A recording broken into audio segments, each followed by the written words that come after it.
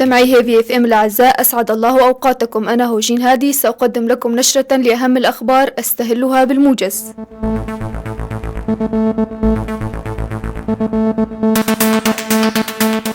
غرق ما يقارب 40 شخصا من عمودة والدرباسية في بحر إيجا.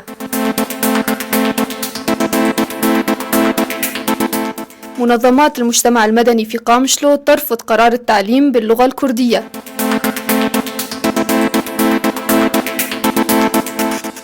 انفجار بالقرب من مركز أمني في شمزينان.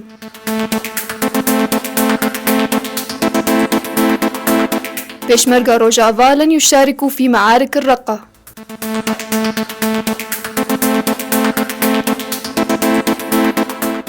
لقي أفراد عائلتين من الدرباسية وعمودة مصرعهم غرقا في بحر إيجا فجر الأربعاء أثناء محاولتهم الوصول إلى اليونان، وأشارت مصادر مختلفة إلى غرق ما يقارب 16 شخصا من عائلة حسين تروازي من عمودة، وحوالي 18 شخصا من عائلة معصوم حاج هادي من الدرباسية.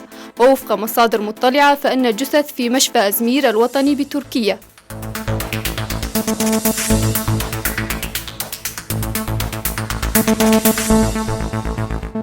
رفضت مجموعة كبيرة من منظمات المجتمع المدني في قامشلو قرار هيئة التربية والتعليم في الإدارة الذاتية بفرض التعليم باللغة الكردية في المنطقة، وأشارت هذه المنظمات في بيان لها بأنهم يرفضون هذا المنهاج المؤدلج، وأنهم مع منهاج يعتمد على المفاهيم العلمية والقيم الإنسانية والمهارات الحياتية وثقافة حقوق الطفل، وأنه يجب أن يتم التعليم من قبل كادر تدريسي يتمتع بكفاءة عالية ومتخصصة في مجال التربية والتعليم.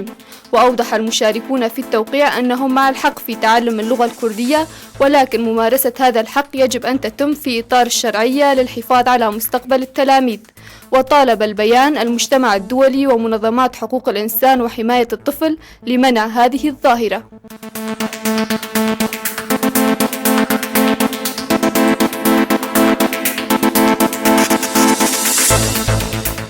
انفجرت سيارة مفخخة أمام مقر شرطة شمزينان في مدينة هكاري بكردستان تركيا دون أن تسفر عن سقوط خسائر بشرية. وقع الانفجار أمام مقر شرطة شمزينان مساء الأربعاء وأسفر عن خسائر مادية، وعقب الانفجار هجوم على المقر واندلاع اشتباكات عنيفة. وقالت القوات الأمنية في المنطقة أن الهجوم شنه حزب العمال الكردستاني، واستمرت الاشتباكات حتى وصول مروحية عسكرية إلى المكان.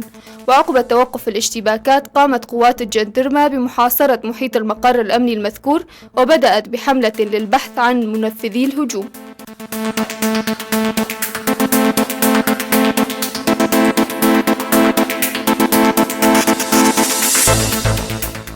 نفى عضو المكتب السياسي للحزب الديمقراطي الكردستاني السوري محمد إسماعيل احتمال مشاركة بيشمركة روجافا في معركة تحرير مدينة الرقة.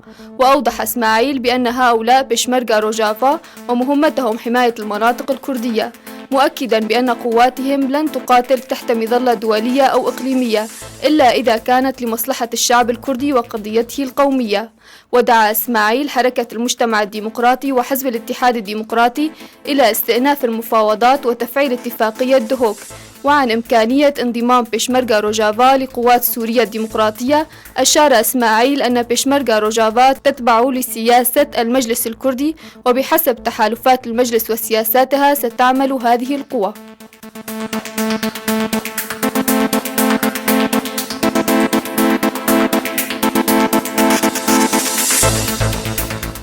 مستمعي هيفي اف ام الأعزاء، إلى هنا تنتهي النشرة الموجزة، قدمتها أنا هوجين هادي. طابت أوقاتكم.